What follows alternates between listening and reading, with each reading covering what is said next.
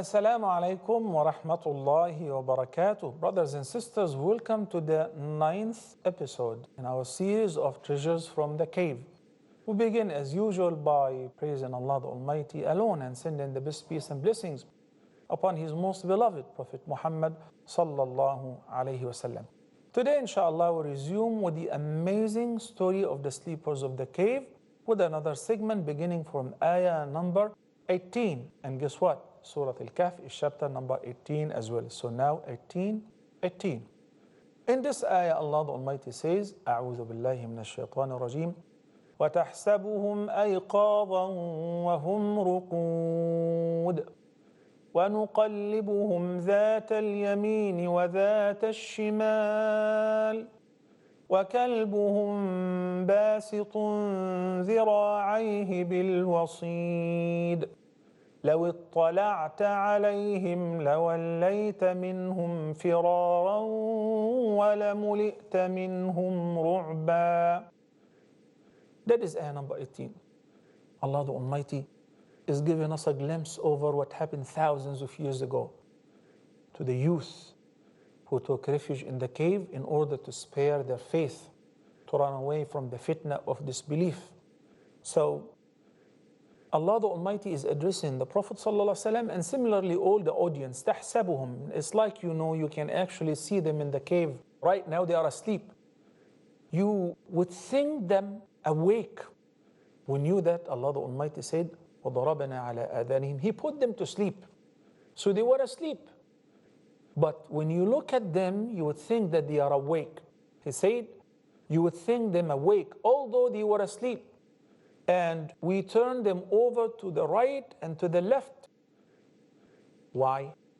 Because we said if any person were to lie for a long time, his body, his back will be full of ulcers.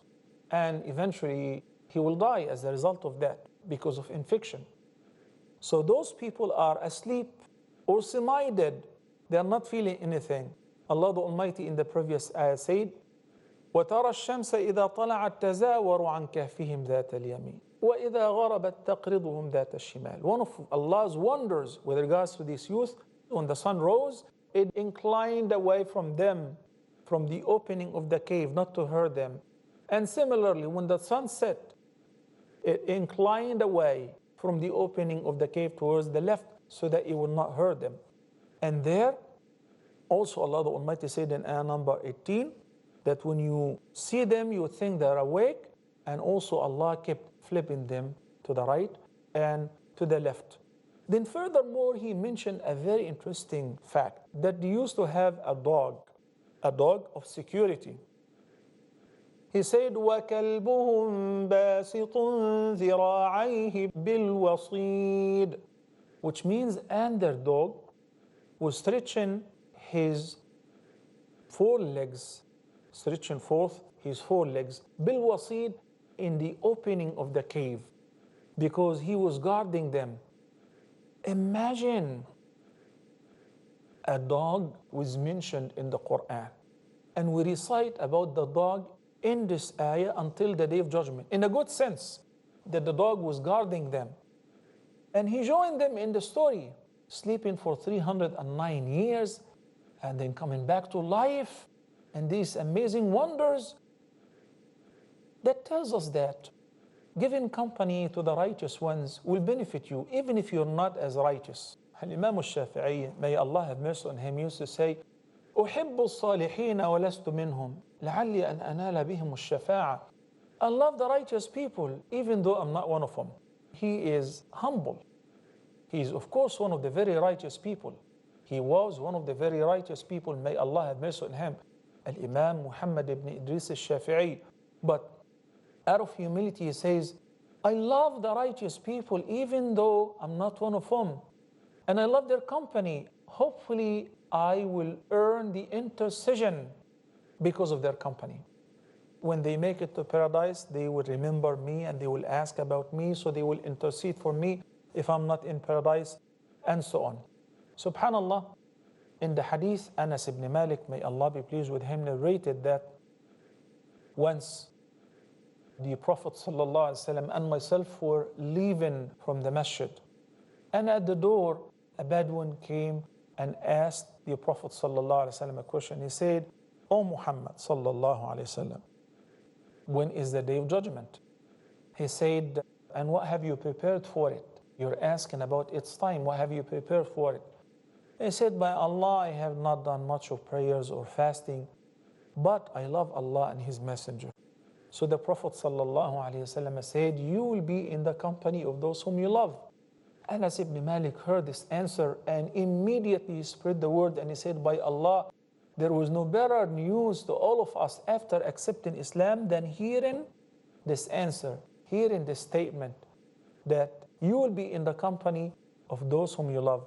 Later on, Abu Dharr al-Ghifari, may Allah be pleased with him, comes to the Prophet ﷺ and says, "Ya Rasulullah, what do you think of a man who loves certain people, but he cannot do as much good deeds as they do? What will be his fate?" So the Prophet ﷺ answers Abu Dharr al-Ghifari. He knows his intention behind the question. He says, "Ya Abu Dharr, you will be in the company of those whom you love, even though you cannot compete with them. You cannot do as much good deeds as they do, but you will be in their company. You will be gathered with them in paradise." So brothers and sisters, from this ayah, we just learned that even if the person is very insignificant, but because of your company to the righteous people, you will be also delighted. You will be included. There is a long hadith, I just want to make it short. But this is very important, trust me, because it is not about learning the meaning of the ayat only and just learning the story, but it's also about, fetching out some of these treasures from the beautiful story of the sleepers of the cave.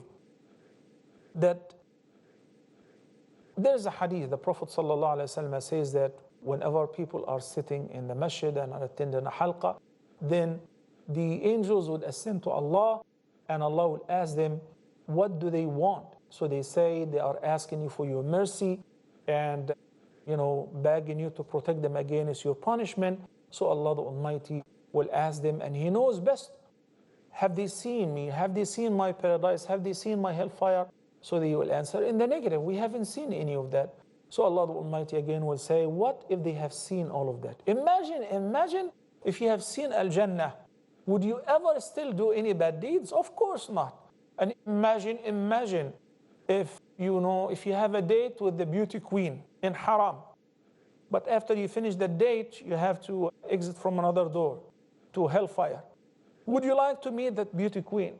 Would you like to do anything which is haram? Obviously not. So Allah the Almighty says, what if they have seen all of that? So the angels will say they would worship you greater and they would be more devout in worship and so on. So Allah the Almighty will say, "Oh my angels, bear witness that I have forgiven them all their sins." Some of the angels will say, "But so and so is sitting with them and he's not one of them." What does it mean? He did not come to attend because he wanted to attend the ta'aleem or the halqa or the dhikr. He came for another reason. He met a friend of his and he said, "Let's go and attend for a little bit, then I will come with you." He came asking for any worldly benefit and he happened to attend. So the angels are telling Allah the Almighty about a particular person who did not come to the halqa with this intent. Allah the Almighty says, "Humul qawm la yashqa bihim jalisuhum." They are the people, whoever is sitting with them shall be included in my mercy, in my forgiveness. Look at the blessings of attending with the good and the righteous people. Brothers and sisters, we need to hang around all the time with the good people and refrain as much as we can from the bad company. The Prophet ﷺ says, "Al-mar'u ala dini khalilih, falyanzur ahadukum man yukhalil." You will be following the faith in the manners of your companion. So you have to be very careful with whom you choose to be your companion. The last segment of ayah number 18, Allah the Almighty says, لو اطلعت عليهم لوليت منهم فرارا ولملئت منهم رعبا. Had you looked at them, you would have turned away from them in flight and been filled with fear of them. Why? Imagine some people who were asleep for 309 years. And guess what? They're asleep completely in deep sleep, but with their eyes wide open. That's a very scary scene. And their dog is likewise doing in the cave for so many years, more than 3 centuries, with their eyes wide open. If you see that, you would be scared and you would run away, run in flight out of fear of them. And look at the eloquence of the Quran. In the beginning of this ayah, Allah the Almighty says, وَتَحْسَبُهُمْ أَيْقَاظًا وَهُمْ رُقُودٌ. You would think them awake. It's like, you're seeing them already, because he said in the previous ayah 17, وَتَرَى الشَّمْسَ. And you would see the sun when it inclines away from them and it's rising and set. So he says, وَتَرَى الشَّمْسَ, as if you can actually visualize it. Then he returns back to say, and if you had looked at them, you would have turned away from them in flight and been filled with fear of them. Then Allah the Almighty says in the following ayah, ayah number 19, وَكَذَلِكَ بَعَثْنَاهُمْ لِيَتَسَاءَلُوا بَيْنَهُمْ قال قائل منهم كم لبثتم قالوا لبثنا يوما أو بعض يوم قالوا ربكم أعلم بما لبثتم فابعثوا أحدكم بورقكم هذه إلى المدينة فلينظر أيها أزكى طعاما فليأتكم برزق منه وليتلطف ولا يشعرن بكم أحدا. That's ayah number 19 of Surah Al-Kahf, and the meaning of this ayah. And similarly, we awaken them as we cause them to sleep. Similarly, we cause them to wake up, so that they may ask one another. This is what happened actually. A speaker among them said, how long have you stayed? How long have you been asleep? They said, we have stayed a day or a part of a day. Why? We will find out inshallah in the next segment. Why did he say so? They said, your Lord knows best how long you've stayed. Then they suggested, send one of you to the city with this money of yours and let him see which food is most suitable, and let him bring you some provisions thereof, and let him be careful, let him be subtle and gentle, and let no one become aware of you. Why? We will find out as well, but after we take a short break. Please stay tuned.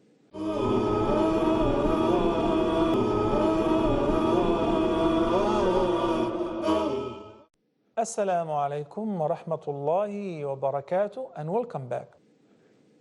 In ayah number 19, Allah the Almighty began the ayah with the word وَكَذَلِكَ, and thus similarly, we awaken them.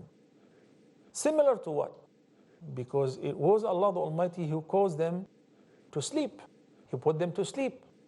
ضَرَبْنَا عَلَىٰ آذَانِهِمْ for years. And it was Allah the Almighty who caused them to enter the cave in the very first place. So similarly, as Allah the Almighty put them to sleep, He awakened them. And when they woke up, they were kind of puzzled. Puzzled because, they felt like they have stayed for long, but meanwhile, they don't know how long. They rested for long. The Quran tells us that they rested for 309 years, but they didn't realize that. So all of them woke up at the same time. One of them asked, كم لبثتم? How long did you stay in sleep? قالوا لبثنا يوما أو بعض يوم. Some of them said, we may have slept for a day or a part of the day. Why a part of the day? Because when they went in the cave, it was after sunrise.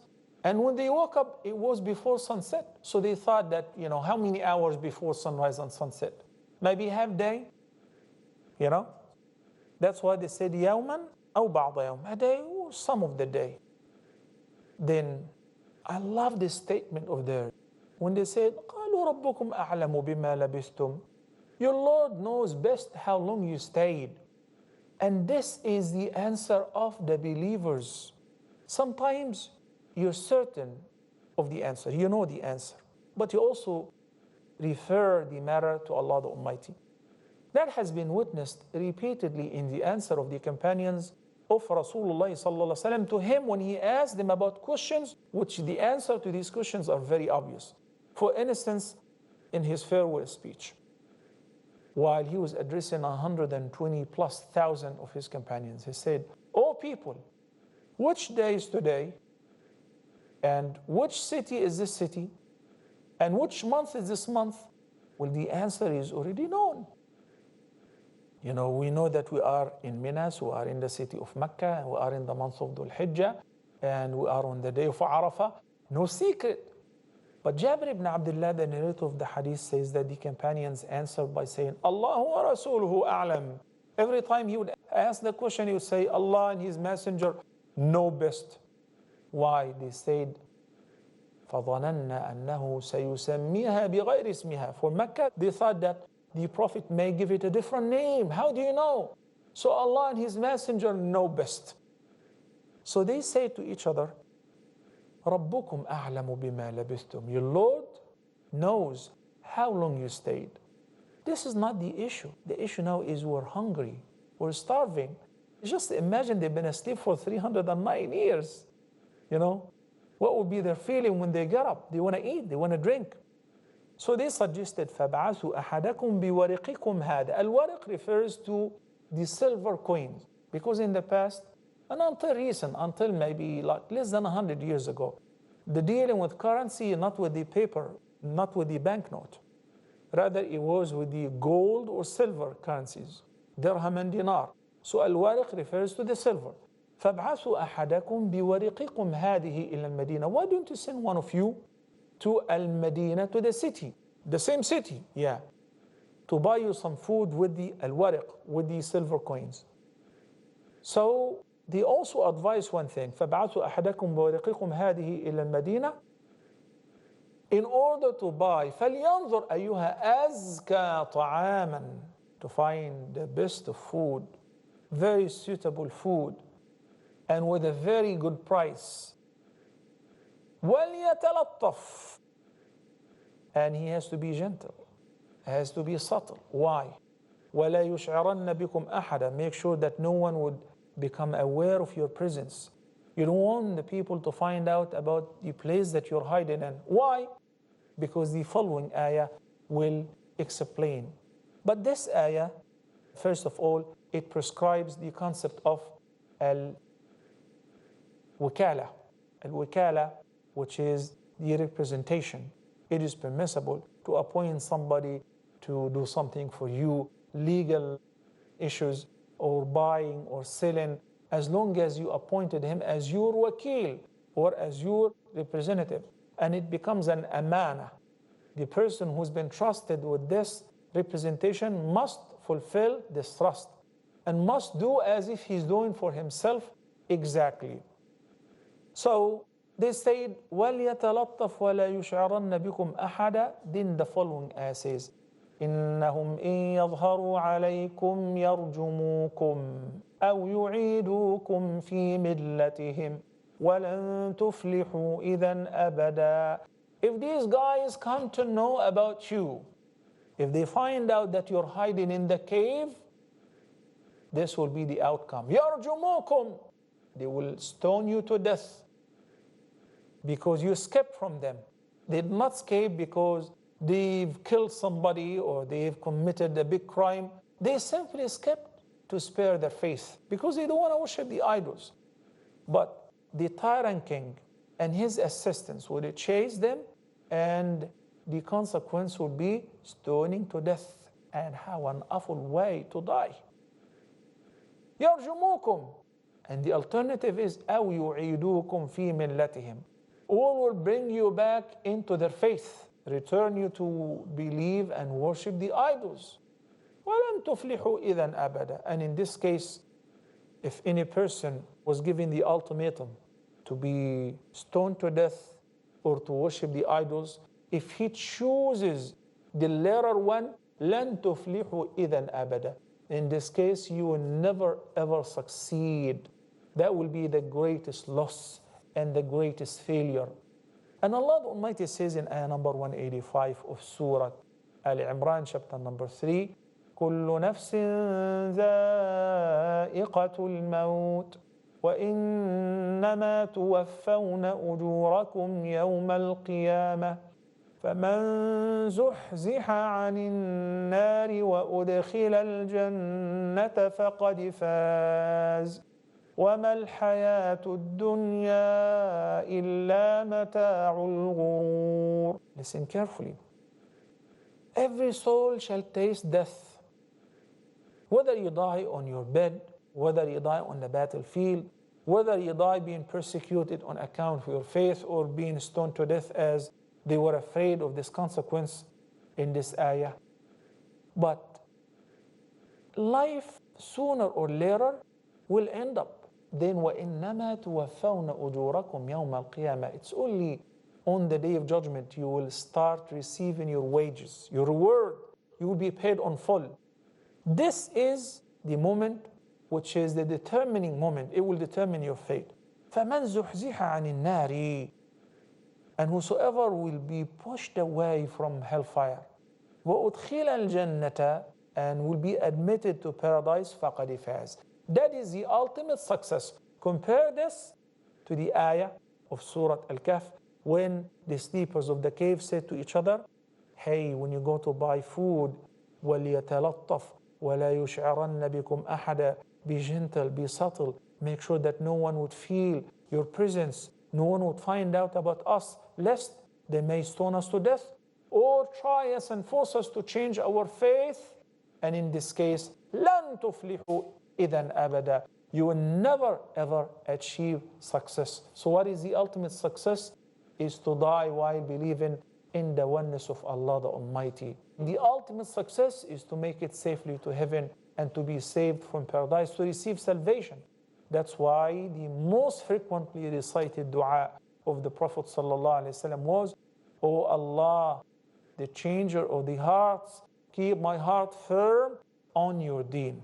Until then, brothers and sisters, I leave you all in the protection of Allah. أقول قولي هذا وأستغفر الله لي ولكم وصلى الله على سيدنا محمد وعلى آله وصحبه وسلم والسلام عليكم ورحمة الله وبركاته.